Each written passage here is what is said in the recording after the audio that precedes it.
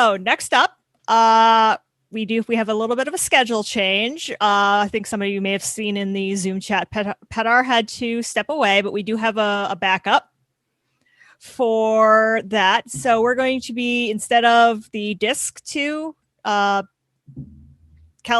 we're going to be viewing the Okidata 82a and Okigraph 1 quest, 25 years. It's the Petar's quest to find some printer stuff.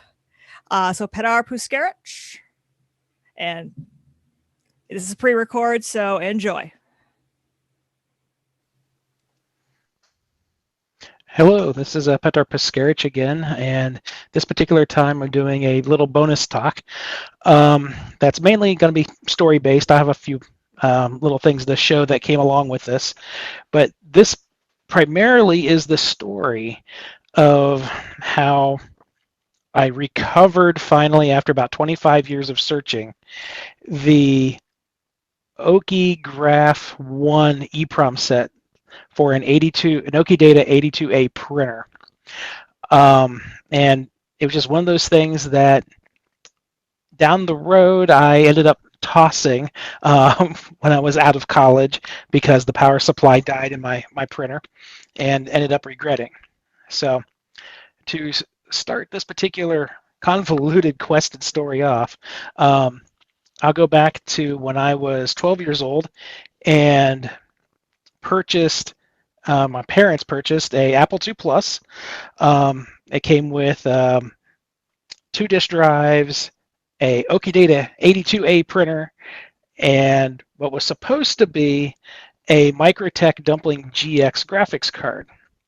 Well, as things went along, that story totally changed. So one thing that, as a kid would want to do back in the mid, like I say, mid 80s, so this would have been 1984 at that point, was try to do something with print shop, try to use some other tools. Basically nothing I tried worked. I was 12 years old at the time, just trying to figure things out and get things working. Nothing was working. Well, after playing around for about a month or so, I figured out what was part of the problem by looking on a few magazines found at the library, because we lived out in the middle of rural nowhere in Ohio, on the eastern side there, and found out that my particular Okidata 82A printer was incapable of dot matrix, dot addressable printing functions. It was a text-only printer with the firmware it had. But Okidata had this $99 upgrade at the time, so where you could actually print bitmap graphics and for dot addressable anywhere on the page, which is what the print shop type applications, Graphics Magician, Font Tricks, all the different printing utilities of the time were wanting, if you had an 82A specifically. All right, so convinced my parents that they needed to spend another $100 on a firmware upgrade for the printer. That particular project actually turned into a good deal for my parents because I got it cheaper, but one thing led to another, and I ended up actually calling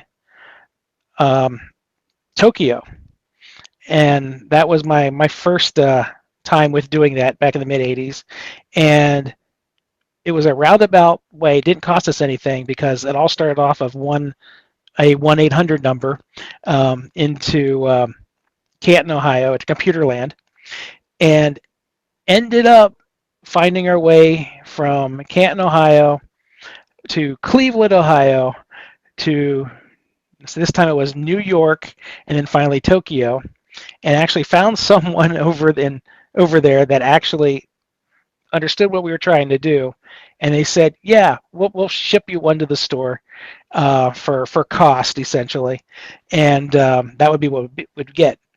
So a month later, we had a nice package from Tokyo show up in the Canton Computerland at the time for $39, which was Okigraph 1. Ta-da! All right.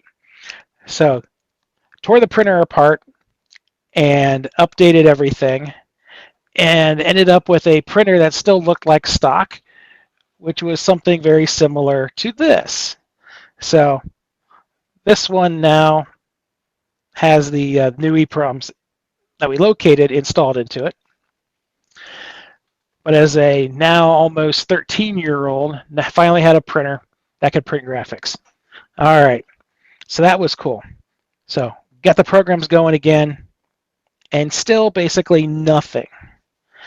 So as it turns out, what also happened at the time when my parents bought the computer, the box that was supposed to have the Dumpling GX graphics card in it, the parallel printer card that's compatible with this printer, turned out to be the more brain dead, less graphics enabled RV611 graphics printer card. So I was still stuck. Well, another few months down the road, so now by about 8-9 months after getting the machine, convinced the store owner that yeah, they messed up and they replaced out the card and they actually gave us a Dumpling GX card. So then I can actually start printing graphics. Yay! I had lots of fun with basically everything but Print Shop.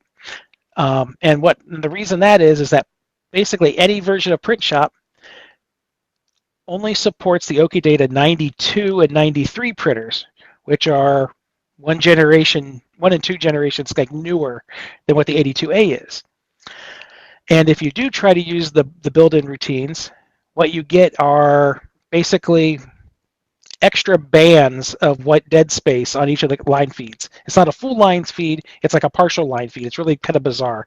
And there's no amount of compression settings or line widths that you can do to actually set it on the printer before you had to fix it.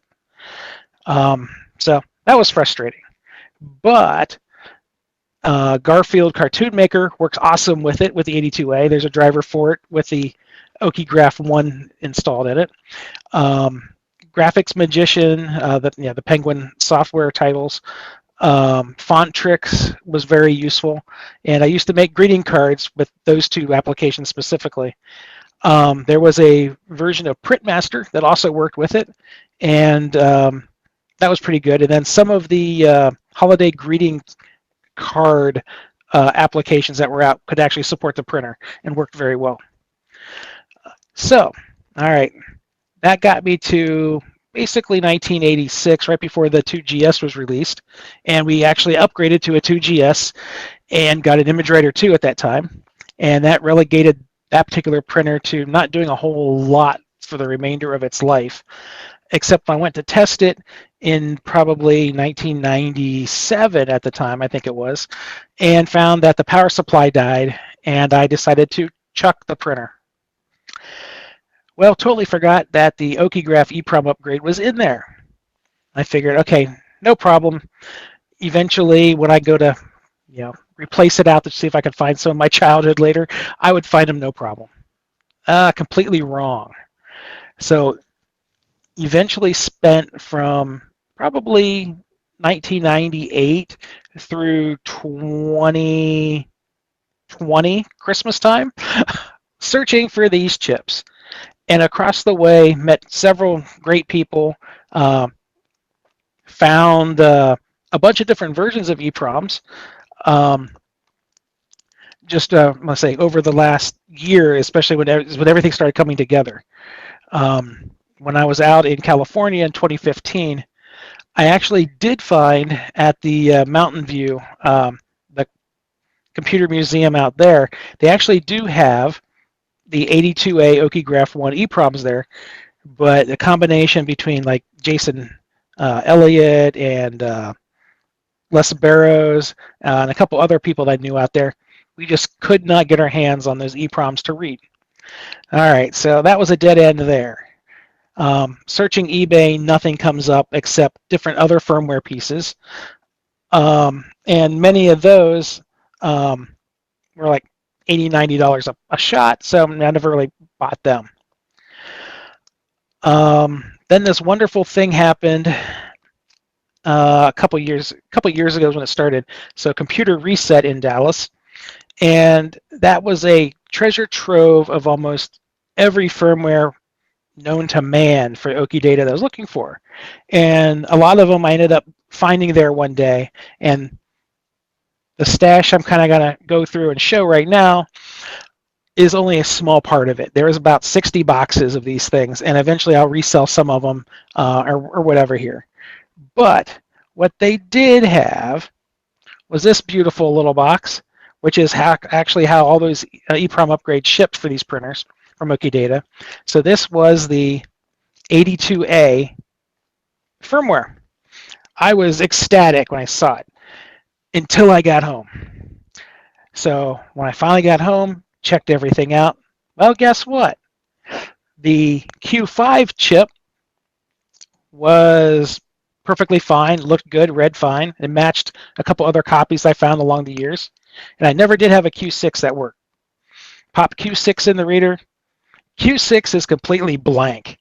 And so still stuck. In the process of that particular search, though, we ended up finding the IBM version for the 83A, which is the wide carriage printer version. We also found the Okigraph 2, which is the software-based graphics handler. And the best way that I can describe this is that it's essentially just a 5¼ inch floppy with some screen dump routines that match essentially what's in every Grappler Plus, the Dumpling GX kind of stuff. It's just meant to supplement the dumb parallel printers of the time. So that's how they got around it later. They say it's compatible with the 82A, but it is not. You definitely need Okigraph 1 to even use that software. We also found the plug-and-play version for the 82A, which gives it IBM block graphics capability, which basically is only usable and useful for, well, if you're plugged into a old IBM 5150, going way back to the XTs, it gives you that block character set. We also have the IBM plug-and-play kit for the 93, so that is the wide carriage version of the 92.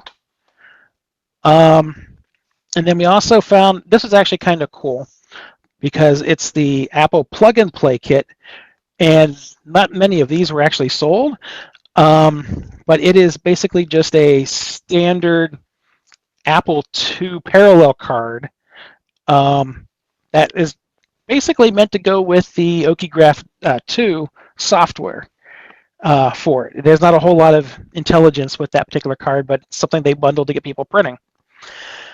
So that was all well and good. So found all that at Computer Reset. I was sort of happy, but still have not been able to fix my printer that I had. And the printer that I actually had, and I was trying to find these Okidata Okigraph printers for, the EEPROMs for, it actually was shipped with something that turned out to also be kind of rare, and I didn't really know it at the time. And that was another EEPROM upgrade set that's called PC Writer. And what it did was it upgraded the Okidata 82A printer to basically think it was a Epson MX80 with graphics, which was kind of cool, because with that's the only way I've ever been able to properly use that printer with PrintShop. And it does a great job as long as you throw the printer into compressed graphics mode before you actually start using PrintShop with it. So yeah, there's no other way to actually get that printer to work with it. All right, so that was basically 2019 was that time period. Well, going into COVID time 2020, I started talking with a couple more people. So then we got basically Garrett Meyer, who found a bunch more of the Okidata firmwares. So he filled in a lot of the gaps with the Okidata 92 series. So we now have stock firmware and the IBM plug-and-play firmware for it. He also found some of the 83 copies of the 83A wide carriage EPROMs for those. And he also has what appears to be an incomplete / partial read of the 83A Okigraph 1, which is basically the only firmware we're missing from the entire Okidata set right now. So we're trying to work out a way to use my reader, which is the GQ 4x4, instead of their TL866A, to read these EPROMs, since my particular brand of reader seems to really like these 2716s and 2732s, even when they're marginal. So that's what we're currently working on, that part of it. So that was that. Then there was this other wonderful friend that I met, Josh Kaysen, who had an 82A as well. And he actually has the Okigraph 1 EPROMs in his printer too. Well, he pulled his EPROMs, made copies of them, but he also had a TL866 EPROM burner reader as well. And almost just like, just weird fate, well, his copy of the chips were basically inconsistent as well, and there wasn't enough between any of the copies we had to actually piece together a working version. So we tried 4 different times and went through all different permutations, and basically we were just stuck still. So then probably that would have been about in Christmas of 2020 was when another gentleman found me in the Facebook group and made a mention that he had an Okidata 82A printer and was trying to basically get rid of it. But he said he had essentially what would have been the homebrewed copy of this chipset that allowed it to print graphics, which basically would have only been the Okidata 82A that he built way long ago when they were brand new, out of the Homebrew Computer Club when he was out in California. So that was it was awesome. So his name was Eddie Barron, and thank you, Eddie, for that. As it turned out, we were able to work out a deal where he just basically sent me his entire back control board for the printer that had the firmware. It came in perfect order. Basically, immediately took his control board, put it in my printer, just to see what would happen with Okidata 82As if they were, and also to see if it was functional. And lo and behold, it actually came up. It was the Okidata Okigraph 1 EPROM sets, Q5 and Q6, and I was just ecstatic. So once I verified that those were working, took them out, put them in my EPROM readers, made master copies of the both EPROMs, and actually was able to basically call that quest complete finally after about 25 years of searching.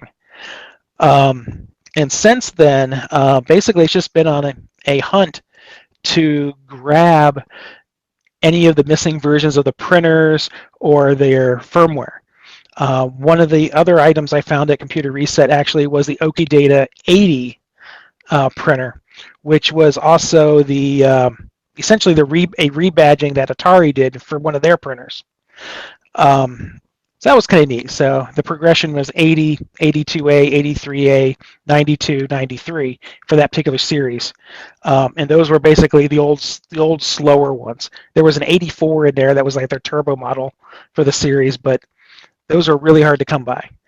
The other thing I've been kind of collecting are the the tractor feeds that go on the printers. I now have this is the 82A narrow gauge one.